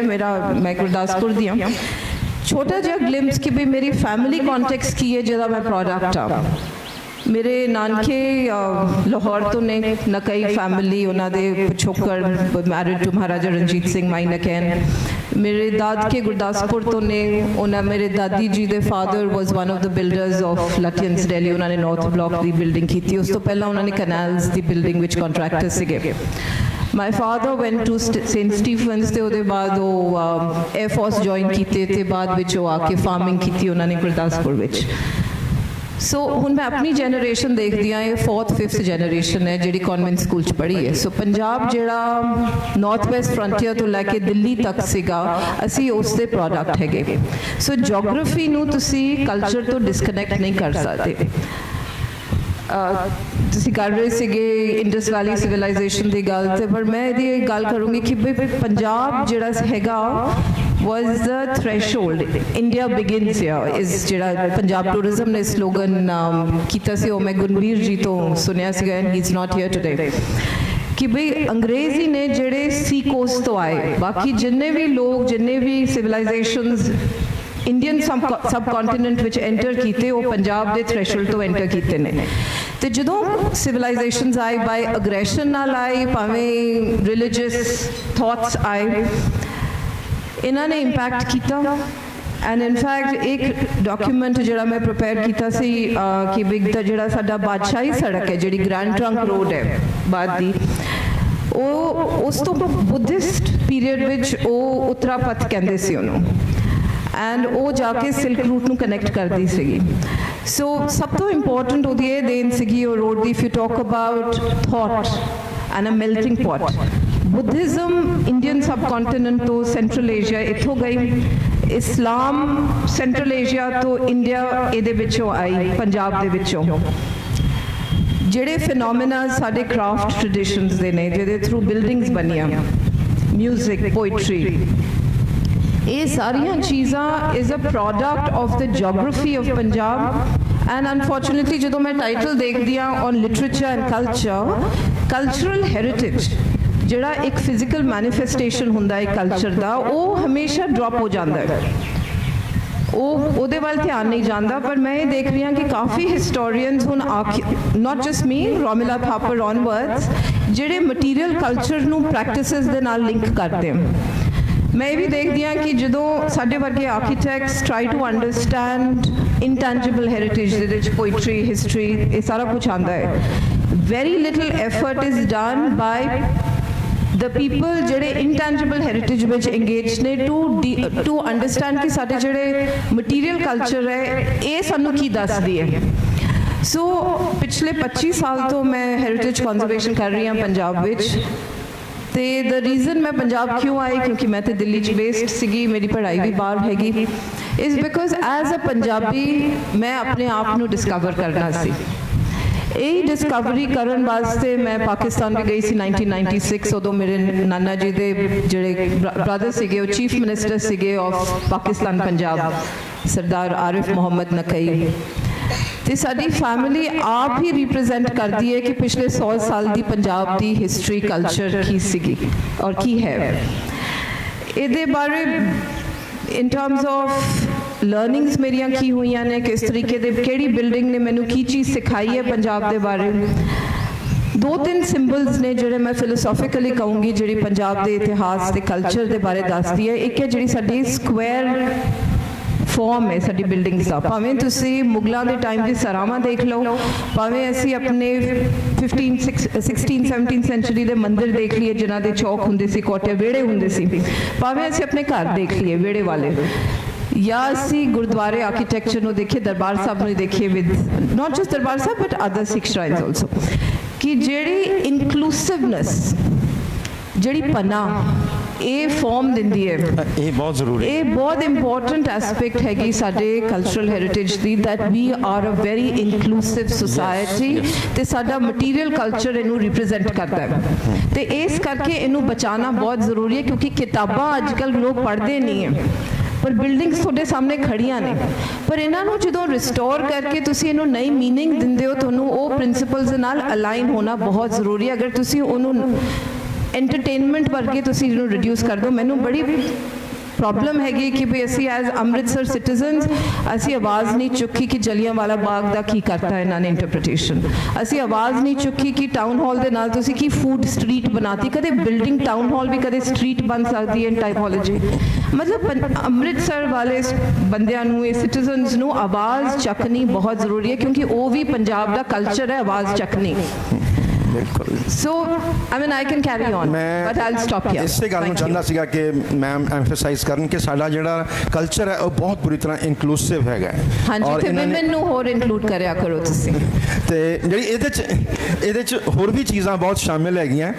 ਤੁਸੀਂ ਜੇ ਦੇਖੋ ਜਿਹੜੀ ਪੰਜਾਬੀਆਂ ਦੀ ਡਰੈਸ ਹੈ ਜਿਹਨੂੰ ਆਪਾਂ ਪੰਜਾਬੀ ਸੂਟ ਕਹਿੰਦੇ ਹੈਗੇ, ਇਹਦੇ ਵਿੱਚ ਵੀ ਥੋੜਾ ਜਿਹਾ ਜਿਹੜਾ ਇਸਲਾਮਿਕ ਕਲਚਰ ਆ ਉਹਦਾ ਦਖਲ ਹੈਗਾ। ਸਲਵਾਰ ਉਧਰੋਂ ਆਈ ਹੋਈ ਹੈਗੀ ਆ ਸਾਡੇ ਕੋਲੇ। ਸਾਡੇ ਖਾਣੇ ਦੇ ਵਿੱਚ ਕਿੰਨਾ ਕੁਝ ਜਿਹੜਾ ਹੈਗਾ ਇਹ ਮਿਕਸਡ ਹੈਗਾ, ਉਧਰੋਂ ਆਇਆ ਹੋਇਆ ਹੈਗਾ।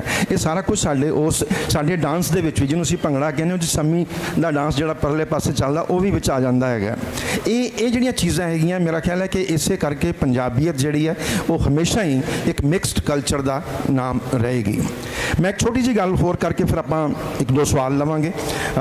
ਭੰਡਾਲ ਸਾਹਿਬ ਨੂੰ ਪੁੱਛਾਂਗੇ ਕਿ ਇੱਕ ਤਾਂ ਆਪਾਂ ਹੁਣੇ ਗੱਲ ਕੀਤੀ ਹੈ ਕਿ ਪੰਜਾਬੀਆਂ ਦੇ ਜਿਹੜੇ ਹੀਰੋ ਹੈਗੇ ਆ ਉਹ ਸਾਰੇ ਬਾਗੀ ਬੰਦੇ ਹੈਗੇ ਆ। ਉਹ ਬਾਗੀ ਹੁੰਦੇ ਆ, ਚਾਹੇ ਉਹ ਕਈ ਵਾਰੀ ਜੱਗਾ ਡਾਕੂ ਵੀ ਹੋ ਸਕਦਾ ਹੈਗਾ, ਚਾਹੇ ਉਹ ਮਿਰਜ਼ਾ ਹੋਵੇ, ਚਾਹੇ ਕੋਈ ਭਗਤ ਸਿੰਘ ਵੀ ਬਾਗੀ ਹੈਗਾ, ਉਹ ਵੀ ਸਾਡਾ ਹੀਰੋ ਹੈਗਾ। ਇਸ ਤਰ੍ਹਾਂ ਹੀ ਹੋਰ ਹੈਗੇ ਆ। ਅਤੇ ਐਟ ਦਾ ਸੇਮ ਟਾਈਮਸ ਪੰਜਾਬੀਆਂ ਬਾਰੇ ਇੱਕ ਇਹ ਵੀ ਇਮੇਜ ਹੈਗਾ ਕਿ ਉਹ ਬੜੇ ਮਾਰਸ਼ਲ ਰੇਸ ਹੈਗੀ ਬੜੀ। ਕੀ ਇਹ ਜੈਨੂਇਨ ਹੈਗੀ ਹੈ ਕਿ ਅਸੀਂ ਮਾਰਸ਼ਲ ਹੈਗੇ ਹਾਂ, ਜਾਂ ਇਹ ਸਾਨੂੰ ਕਿਸੇ ਹੋਰ ਪਾਸੋਂ ਸਾਡੇ 'ਤੇ ਇੰਪੋਜ਼ ਹੋਈ ਹੈ? ਇਹ ਮੈਂ ਜਰਾ ਚਾਹਾਂਗਾ ਕਿ ਭੰਡਾਲ ਸਾਹਿਬ ਇਹਦੇ ਬਾਰੇ ਕੋਈ ਦੋ ਚਾਰ ਗੱਲਾਂ ਦੱਸਣ ਸਾਨੂੰ। ਦੁਨੀਆ ਦੇ ਵਿੱਚ ਬਹੁਤ ਸਾਰੀਆਂ ਕੌਮਾਂ ਕਹਿ ਲਈਏ ਹਨ ਜਿਹੜੀਆਂ ਕਿ ਇਹੀ ਸਮਝਦੀਆਂ ਕਿ ਦੁਨੀਆ ਦੇ ਸਭ ਤੋਂ ਸੁਪੀਰੀਅਰ, ਸਭ ਤੋਂ ਵਧੀਆ ਅਸੀਂ ਹਾਂ, ਤੇ ਮੈਨੂੰ ਲੱਗਦਾ ਅਸੀਂ ਪੰਜਾਬੀ ਵੀ ਉਹਨਾਂ ਦੇ ਵਿੱਚੋਂ ਹੀ ਹਾਂ। ਮਾਰਸ਼ਲ ਕੋਈ ਵੀ ਹੋ ਸਕਦਾ। ਅਸਲ 'ਚ ਪੰਜਾਬੀਆਂ ਦੇ ਮਾਰਸ਼ਲ ਹੋਣ ਦੀ ਧਾਰਨਾ ਜਿਹੜੀ ਹੈ ਇਹ ਅੰਗਰੇਜ਼ਾਂ ਨੇ ਸਾਨੂੰ ਦਿੱਤੀ ਹੈ, ਅੰਗਰੇਜ਼ਾਂ ਨੇ ਘੜੀ ਹੈ। ਕਿਉਂਕਿ 19ਵੀਂ ਸਦੀ ਦੇ ਵਿੱਚ ਉਹ ਆਪ ਵੀ ਇਹੀ ਵਿਸ਼ਵਾਸ ਕਰਦੇ ਸਨ ਕਿ ਕੌਮਾਂ ਦਾ ਕੋਈ ਬਹੁਤ ਵਿਸ਼ੇਸ਼ ਸੁਭਾਅ ਹੋ ਸਕਦਾ ਹੈ।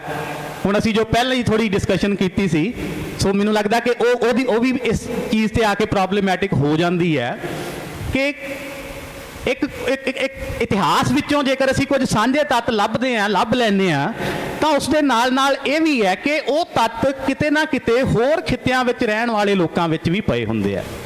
ਲੜਨ ਦੀ ਜਿੱਥੋਂ ਤੱਕ ਗੱਲ ਹੈ, ਜੇਕਰ ਪੰਜਾਬੀ ਲੜਨ ਵਾਲੇ ਨੇ, ਮਾਰਸ਼ਲ ਨੇ, ਤਾਂ ਹੋਰ ਵੀ ਬਹੁਤ ਸਾਰੇ ਲੋਕ ਜਿਹੜੇ ਨੇ ਉਸੇ ਤਰੀਕੇ ਦੇ ਨਾਲ ਹੀ ਮਾਰਸ਼ਲ ਨੇ। ਅਸਲ ਦੇ ਵਿੱਚ ਮੈਨੂੰ ਇਹ ਜਾਪਦਾ, ਜਿਵੇਂ ਮੈਮ ਨੇ ਵੀ ਗੱਲ ਕੀਤੀ ਸੀ, ਕਿ ਅਸੀਂ ਇਸ ਵੇਲੇ ਜਾਂ ਅੰਗਰੇਜ਼ਾਂ ਤੋਂ ਬਾਅਦ, ਅੰਗਰੇਜ਼ਾਂ ਦੇ ਇੱਥੇ ਆਉਣ ਤੋਂ ਬਾਅਦ ਅਸੀਂ ਜੋ ਬਣ ਗਏ, ਜਿਸ ਤਰ੍ਹਾਂ ਦੀ ਉਹਨਾਂ ਨੇ ਸਾਡੀ ਸੋਸ਼ਲ ਇੰਜੀਨੀਅਰਿੰਗ ਕੀਤੀ, ਇਸ ਵੇਲੇ ਸਾਨੂੰ ਜ਼ਰੂਰਤ ਇਹ ਹੈ ਕਿ ਉਸ ਸੋਸ਼ਲ ਇੰਜੀਨੀਅਰਿੰਗ ਬਾਰੇ ਥੋੜ੍ਹਾ ਵਿਚਾਰਨ ਦੀ ਜ਼ਰੂਰਤ ਹੈ। ਜਿਵੇਂ ਮੈਮ ਨੇ ਕਿਹਾ ਨਾ ਕਿ ਔਰਤਾਂ ਨੂੰ ਦੀ ਰਿਪਰੈਜ਼ੈਂਟੇਸ਼ਨ ਵੱਧ ਹੋਣੀ ਚਾਹੀਦੀ ਹੈ, ਦਿਆ ਕਰੋ। ਜਦ ਕਿ ਪੰਜਾਬ ਬਾਰੇ ਇਹ ਆਮ ਧਾਰਨਾ ਹੈ ਕਿ ਪੰਜਾਬੀ ਜਿਹੜੀ ਹੈ, ਇਹ ਪੰਜਾਬ ਲੋਕ ਜਿਹੜੇ ਨੇ ਇਹ ਇੱਕ ਐਗੈਲੀਟੇਰੀਅਨ ਲੋਕ ਤਾਂ ਹੈ, ਸਮਾਨਤਾ ਵਾਲਾ ਵੀ ਸਮਾਜ ਹੈ ਇੱਥੇ, ਪਰ ਇਹ ਇੱਕ ਤਰ੍ਹਾਂ ਨਾਲ ਜਿਹੜੀ ਪਿੱਤਰ ਸੱਤਾ ਵਾਲਾ ਵੀ ਸਮਾਜ ਹੈ। ਔਰ ਅੰਗਰੇਜ਼ਾਂ ਨੇ ਮਾਰਸ਼ਲ ਕੌਮਾਂ ਕਿਹਾ ਹੀ ਉਹਨਾਂ ਨੂੰ ਸੀ ਜਿਨ੍ਹਾਂ ਸਮਾਜਾਂ ਦੇ ਵਿੱਚ ਉਹਨਾਂ ਇਹ ਦੇਖਿਆ ਕਿ ਮਰਦਾਵਾਂ ਦਾਬਾ ਬਹੁਤ ਭਾਰੂ ਹੈ। ਕਿੰਨਾ ਭਾਰੂ ਸੀ ਇਹ ਵੀ ਦੇਖਣ ਵਾਲੀ ਗੱਲ ਹੈ, ਕਿਉਂਕਿ ਅੰਗਰੇਜ਼ ਵੀ ਆਪਣੀਆਂ ਐਨਕਾਂ ਦੇ ਨਾਲ ਦੇਖ ਰਹੇ ਸਨ। ਜਦ ਕਿ ਸੱਚ ਇਹ ਹੈ ਕਿ ਉਹ ਸਾਰੀ ਪਿੱਤਰਕੀ ਆਧਾਰਿਤ ਜਿਹੜੀ ਸੋਚ ਹੈ, ਪ੍ਰੈਕਟਿਸਿਸ, ਅਮਲ ਨੇ ਜਿਹੜੇ, ਉਹ ਬਹੁਤ ਸਾਰੇ ਅਸਲ 'ਚ ਅੰਗਰੇਜ਼ਾਂ ਨੇ ਵੀ ਆਪਣੇ ਕਾਨੂੰਨ ਬਣਾ ਕੇ ਸਾਡੇ ਉੱਤੇ ਲਾਗੂ ਕੀਤੇ।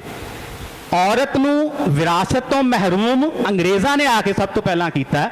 ਉਸ ਤੋਂ ਪਹਿਲਾਂ ਸਾਡੇ ਇੱਥੇ ਨਾ ਤਾਂ ਸੰਪਤੀ ਜਿਹੜੀ ਹੈ ਜਿਹੜੇ ਲੋਕਾਂ ਕੋਲ ਸੀ, ਉਹਦੀ ਵੰਡ ਇੰਨੀ ਜ਼ਿਆਦਾ, ਮੈਂ ਕਹਿ ਸਕਦਾ ਕਿ ਡਿਵੀਜ਼ਨ ਇਸ ਤਰ੍ਹਾਂ ਦੀ ਸੀ, ਔਰ ਨਾ ਹੀ ਸਮਾਜਿਕ ਜਿਹੜੇ ਪਾੜੇ ਸਨ ਉਹ ਇੰਨੇ ਤਿੱਖੇ ਸਨ। ਅੰਗਰੇਜ਼ਾਂ ਨੇ ਸੈਂਸਸ ਨੂੰ ਆਧਾਰ ਬਣਾ ਕੇ ਹੋਰ ਤਰੀਕਿਆਂ ਦੇ ਨਾਲ ਸਾਡੀਆਂ ਪਛਾਣਾਂ ਨੂੰ ਗੂੜਿਆਂ ਕੀਤਾ। ਮੈਂ ਇਹ ਨਹੀਂ ਕਹਿੰਦਾ ਕਿ ਪਹਿਲਾਂ ਪਛਾਣਾਂ ਨਹੀਂ ਸਨ, ਲੇਕਿਨ ਅੰਗਰੇਜ਼ਾਂ ਨੇ ਇਹਨਾਂ ਪਛਾਣਾਂ ਨੂੰ ਗੂੜਿਆਂ ਕੀਤਾ।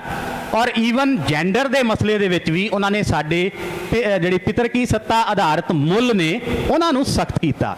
ਜਦ ਕਿ ਮੈਂ ਇੱਕ ਆਖਰੀ ਗੱਲ ਇਹ ਕਰਨੀ ਚਾਹੁੰਦਾ ਇਸ ਗੱਲ ਦੇ ਵਿੱਚ ਕਿ ਜਦੋਂ ਅਸੀਂ ਸਗੋਂ ਦੇਖਦੇ ਹਾਂ ਨਾ, ਇਤਿਹਾਸ ਵੀ ਫਰੋਲਦੇ ਹਾਂ, ਤਾਂ ਸਾਨੂੰ ਇਹ ਦਿਸਦਾ ਕਿ ਅਸਲ 'ਚ ਜੇ ਪੰਜਾਬੀ ਜਾਂ ਪੰਜਾਬੀਅਤ ਦੀ ਪਛਾਣ ਕਰਨੀ ਹੈ ਅਸੀਂ, ਤਾਂ ਉਹ ਪੰਜਾਬ ਦੀ ਔਰਤ ਤੋਂ ਅਸੀਂ ਕਰ ਸਕਦੇ ਹਾਂ। ਉਹਦਾ ਕਾਰਨ ਇਹ ਹੈ ਕਿ ਪਿਛਲੇ 10 ਸਾਲਾਂ ਦੇ ਵਿੱਚ ਜਿਹੜੀ ਜੈਨੇਟਿਕਸ ਦੀ ਰਿਸਰਚ ਹੋਈ, ਹੁਣ ਨਵੀਂ ਡਿਵੈਲਪਮੈਂਟ ਹੋਈ, ਉਹਨੇ ਬਹੁਤ ਸਾਰੇ ਨਵੇਂ ਤੱਥ ਸਾਡੇ ਸਾਹਮਣੇ ਰੱਖੇ। DNA MT ਇੱਕ ਐਸਾ DNA ਹੈ ਜਿਹੜਾ ਕਿ ਔਰਤ ਔਰਤ ਦਾ ਸਿਰਫ ਔਰਤ ਤੋਂ ਔਰਤ ਤੱਕ ਹੀ ਟਰੈਵਲ ਕਰਦਾ ਹੈ। ਉਹ ਧੀ, ਮਾਂ, ਨਾਨੀ, ਫਿਰ ਉਸ ਤੋਂ ਨਾਨੀ ਨਾਨੀ ਨਾਨੀ ਨਾਨੀ ਇਸ ਪਾਸੇ ਨੂੰ ਹੀ ਹੈ। ਔਰ ਇੱਕ ਵਾਈ ਕ੍ਰੋਮੋਸੋਮ ਹੈ ਜਿਹੜਾ ਕਿ ਜੈਂਡਰ ਨਿਰਧਾਰਿਤ ਕਰਦਾ ਹੈ। ਇਹ ਪਿਤਾ ਵਾਲਾ ਕ੍ਰੋਮੋਸੋਮ ਹੈ ਜਿਹੜਾ ਕਿ ਪਿਤਾ ਔਰ ਦਾਦਾ ਪੜਦਾਦਾ ਇੱਧਰ ਨੂੰ ਹੀ ਜਾਂਦਾ।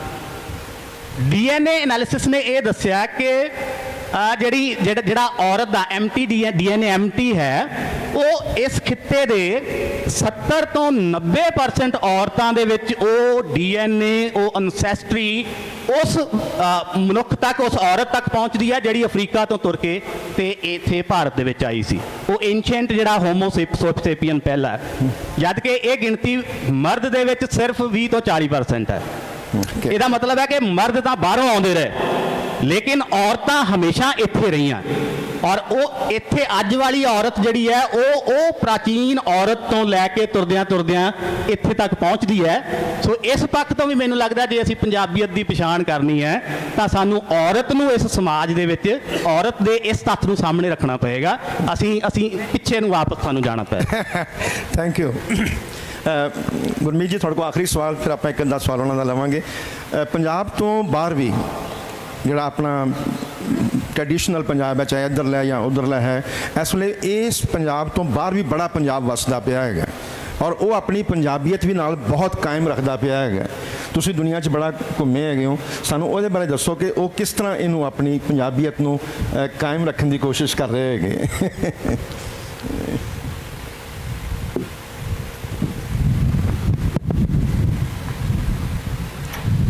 हाँ जी, हुण जिहड़ा तुसीं बाहरला डायस्पोरा की गल कर रहे हो, एक तो मैं एक चीज़ नोट की है कि जिहड़े फैमिलीज़ 1960s या 50s विच गए ने उन्हां दे पंजाबी बोल ते उन्हां दे एक्सेंट हुणे भी उस पिंड वाले ही फ्रोजन ने टाइम। हाँ, मेरा ख्याल उन्होंने एफर्ट भी नहीं की अंग्रेज़ी या कोई होर लैंग्वेज सीखण दी।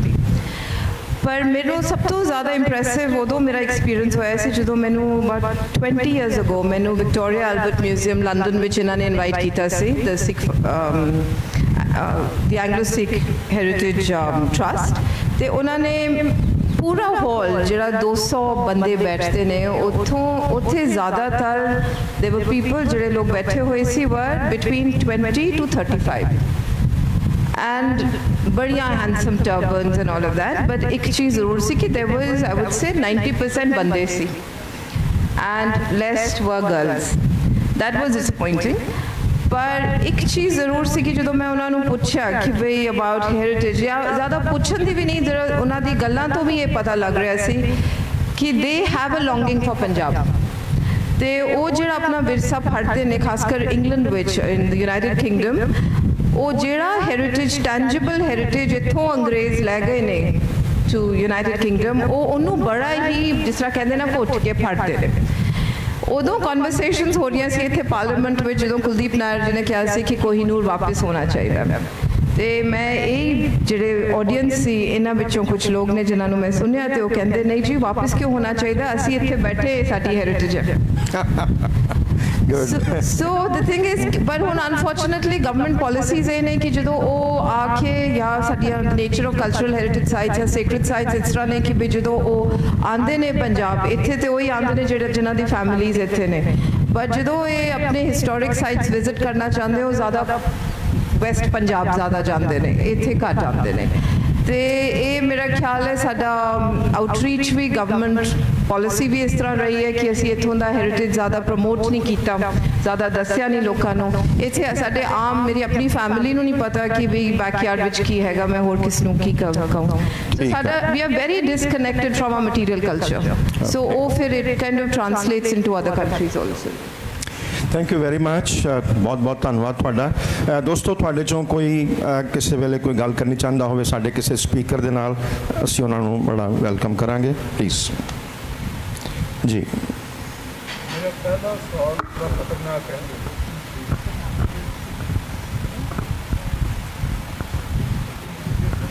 पहला सवाल ये है कि असी पंजाबीयत की गलबात कर रहे हैं, एक दो सैमीनार्स दे विच भी गलबात हुई तो यही सवाल मेरे जहन दे विच हुण तक अड़पदा पिया ਕਿ 13ਵੀਂ 14ਵੀਂ ਸਦੀ ਤੋਂ ਪਹਿਲੇ ਪੰਜਾਬੀ ਨਾਂ ਦਾ ਪੰਜਾਬ ਲਫ਼ਜ਼ ਹੀ ਕੋਈ ਨਹੀਂ।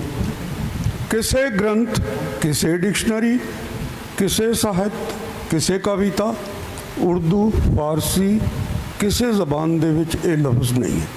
ਤਾਂ ਅਸੀਂ ਕੀ ਸਾਂ ਪਹਿਲੇ? ਦੂਜੀ ਗੱਲ, ਲਫ਼ਜ਼ ਹਿੰਦੁਸਤਾਨ ਦਾ ਪਹਿਲੀ ਵਾਰ ਕਿ ਦੂਸਰੀ ਵਾਰ ਬਾਬਾ ਨਾਨਕ ਨੇ ਕਿਹਾ ਕਿ ਹਿੰਦੁਸਤਾਨ ਡਰਾਇਆ। ਲਫ਼ਜ਼ ਹਿੰਦੁਸਤਾਨ ਵੀ ਕਿਤੇ ਕਿਸੇ ਲਿਟਰੇਚਰ, ਕਿਸੇ ਜ਼ਬਾਨ, ਕਿਸੇ ਫਾਰਸੀ, ਕਿਸੇ ਉਰਦੂ, ਕਿਸੇ ਹੋਰ ਜ਼ਬਾਨ ਦੇ ਵਿੱਚ ਇਹ ਨਹੀਂ ਮਿਲਦਾ। ਤਾਂ ਫਿਰ ਇਹ ਪੰਜਾਬੀ ਜ਼ਬਾਨ ਨੂੰ ਅਸੀਂ ਉਦੋਂ ਕੀ ਕਹਿੰਦੇ ਸਾਂ ਤੇ ਅਸੀਂ ਕੌਣ ਸਾਂ? ਸੈਕੰਡਲੀ, ਸਵਾਲ ਇਹ ਹੈ ਕਿ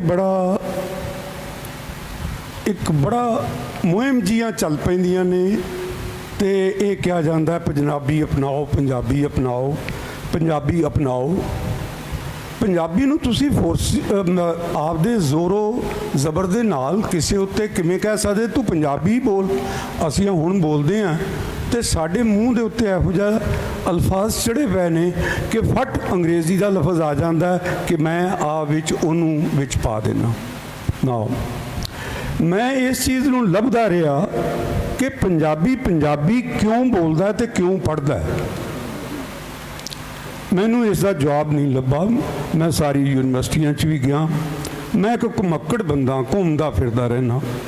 ਮੇਰਾ ਸਬਜੈਕਟ ਜਿਹੜਾ ਹੈ ਕਿ ਐਨਵਾਇਰਨਮੈਂਟ, ਵਾਤਾਵਰਨ ਦੀਆਂ ਵਿਗਿਆਨ ਦੇ ਨਾਲ ਤਾਲੁਕ ਹੈ ਮੇਰਾ। ਸੋ ਇਸ ਤਰ੍ਹਾਂ ਕਰਕੇ ਮੈਨੂੰ ਪਤਾ ਲੱਗਾ ਕਿ ਛੱਟੀ ਸਿੰਘਪੁਰਾ ਦੇ ਵਿੱਚ ਕਤਲੇਆਮ ਹੋ ਗਿਆ ਹੈ ਤੇ ਮੈਂ ਕਿਸੇ ਉਸ ਇਲਾਕੇ ਦੇ ਵਿੱਚ ਉਦੋਂ ਸਾਂ ਤੇ ਮੈਂ ਉੱਥੇ ਜਾਣਾ ਚਾਹਿਆ। ਉੱਥੇ ਕੀ ਹੋਇਆ ਕਿ ਮੈਂ ਜਿਸ ਵੇਲੇ ਅਨੰਤਨਾਗ ਤੋਂ ਮਟਨ ਪਹੁੰਚਿਆ, ਉੱਥੇ ਦੋ ਲੜਕੇ ਸਿੱਖਾਂ ਦੇ ਸਿੱਖ ਫੈਸ਼ਨ ਦੇ ਵਿੱਚ ਜਿਨ੍ਹਾਂ ਨੇ ਪਟਕੇ ਬੰਨੇ ਹੋਏ ਸੀ ਤੇ ਕੰਨ 'ਤੇ ਲੱਤਾਂ ਲਟਕਾ ਕੇ ਉੱਥੇ ਬੈਠੇ ਹੋਏ ਸੀ। ਮੈਨੂੰ ਰਾਹ ਦਾ ਨਹੀਂ ਸੀ ਪਤਾ, ਨਾ ਹੀ ਮੇਰੇ ਨਾਲ ਦੇ ਜੋ ਡਰਾਈਵਰ ਨੂੰ ਉਹਨੂੰ ਪਤਾ ਸੀ। ਅਸੀਂ ਕਿਹਾ ਬਈ ਸਾਨੂੰ ਰਾਹ ਦੱਸ ਸਕਦੇ, ਅਸੀਂ ਛੱਟੀ ਸਿੰਘਪੁਰਾ ਜਾਣਾ। ਉਹ ਮੁੰਡੇ ਜਿਸ ਨੇ ਬੋਲਿਆ ਆਖੇ ਤੁਸੀਂ ਕਿੱਥੋਂ ਆਏ ਜੇ? ਅਸੀਂ ਕਿਹਾ ਬਈ ਮੈਂ ਤਾਂ ਪੰਜਾਬ ਤੋਂ ਆਇਆ। ਤੇ ਫਿਰ ਤੁਸੀਂ ਪੰਜਾਬੀ 'ਚ ਗੱਲ ਕਰੋ ਨਾ ਮੇਰੇ ਨਾਲ, ਤੁਸੀਂ ਵਿੱਚ ਉਰਦੂ ਕਿਉਂ ਬੋਲਦੇ ਜੇ ਪਏ?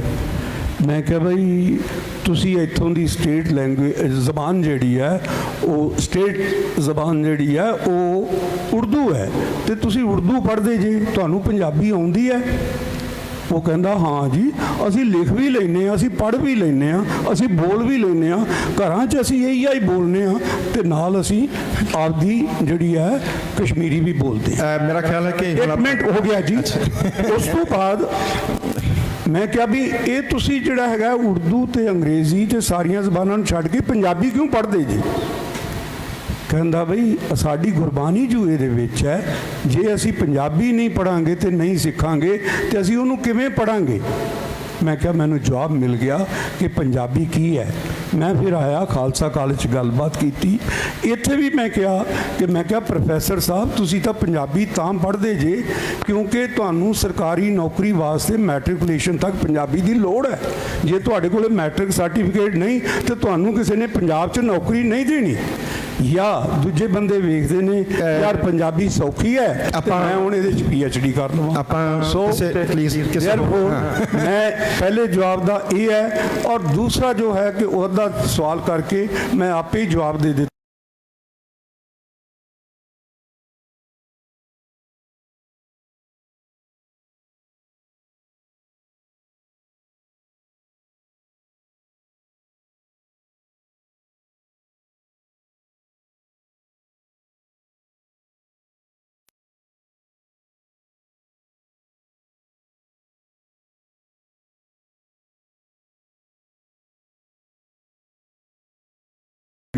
ਗੁਰਮੀਤ ਜੀ ਕੁਝ ਕਹਿਣਗੇ ਇਹਦੇ ਬਾਰੇ ਜ਼ਰਾ। ਹਾਂਜੀ, ਮੇਰੇ ਖਿਆਲ ਤੁਹਾਡੇ ਕੁਐਸਚਨ ਵਿੱਚ ਹੀ ਆਨਸਰ ਹੈਗਾ ਤੁਹਾਡਾ। ਬਿਲਕੁਲ, ਹਾਂ। ਸੋ ਜਿਹੜੇ ਤੁਹਾਡੇ ਉਹ ਦੋ ਲੜਕੇ ਤੁਹਾਨੂੰ ਮਾਟਨ 'ਚ ਮਿਲੇ ਜਿਹੜੇ ਉਹਨਾਂ ਨੇ ਦੱਸਿਆ, ਪਰ ਮੈਂ ਤੁਹਾਨੂੰ ਜਦੋਂ ਤੁਸੀਂ ਕਹਿੰਦੇ ਨਾ ਪੰਜਾਬੀ ਕਿਉਂ ਬੋਲਣੀ ਚਾਹੀਦੀ ਹੈ, ਤੇ ਮੈਂ ਕਿਹਾ ਇੰਸਟੈਡ ਆਫ ਜਿਹੜੇ ਸੁਰਜੀਤ ਪਾਤਰ ਸਾਹਿਬ ਵਰਗੇ ਕੋਈ ਜਵਾਬ ਦੇਣ ਜਿਹਨਾਂ ਜਿਹੜੇ ਬਿਲਕੁਲ ਹੀ ਵਿਦਵਾਨ ਨੇ ਉਹ ਜਵਾਬ ਦੇਣ ਤੋਂ ਚੰਗਾ ਹੈ ਉਹ ਬੋਲਣ ਜਿਹਨਾਂ ਨੂੰ ਪੰਜਾਬੀ ਆਉਂਦੀ ਨਹੀਂ ਹੈ। So that's why I said I will volunteer N answer.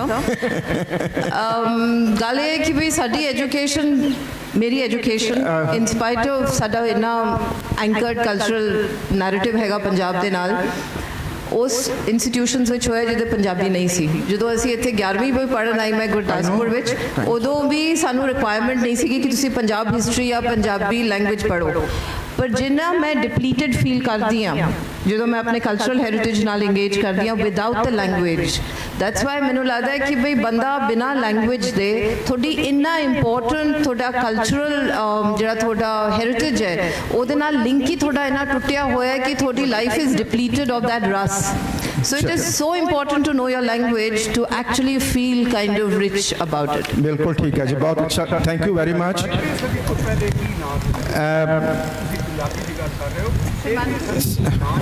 ਮੈਂ ਸੈਸ਼ਨ ਅਗਲਾ ਜਿਹੜਾ ਹੈ ਉਹ ਲੇਟ ਹੋ ਰਿਹਾ ਹੈਗਾ, ਪ੍ਰੈਸਾਂ ਵੀ ਕੁਝ ਗੱਲ ਕਹਿਣਾ ਚਾਹੁੰਦੇ ਪਰ ਮੈਂ ਹਜੇ ਹੁਣ ਸੁਣ ਨਹੀਂ ਸਕਦਾ ਇਹਨਾਂ ਦੀ ਗੱਲ, ਕਿਉਂਕਿ ਤੁਸੀਂ ਸਪੀਕਰਸ ਦੇ ਨਾਲ ਡਾਇਰੈਕਟ ਗੱਲ ਕਰ ਲੈਣਾ, ਮੇਰਾ ਖਿਆਲ ਜ਼ਿਆਦਾ ਅੱਛਾ ਹੋਏਗਾ, ਕਿਉਂਕਿ ਅਗਲਾ ਸੈਸ਼ਨ ਡਿਲੇ ਹੋ ਰਿਹਾ ਹੈਗਾ। I am sorry for this.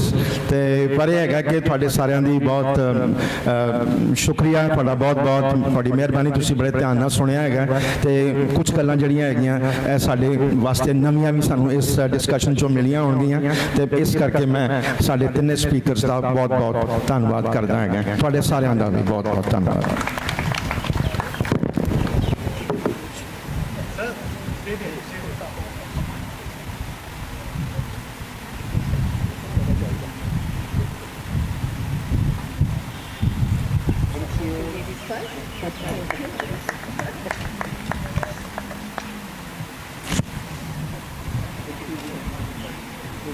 Very nice. You are socially good. Thank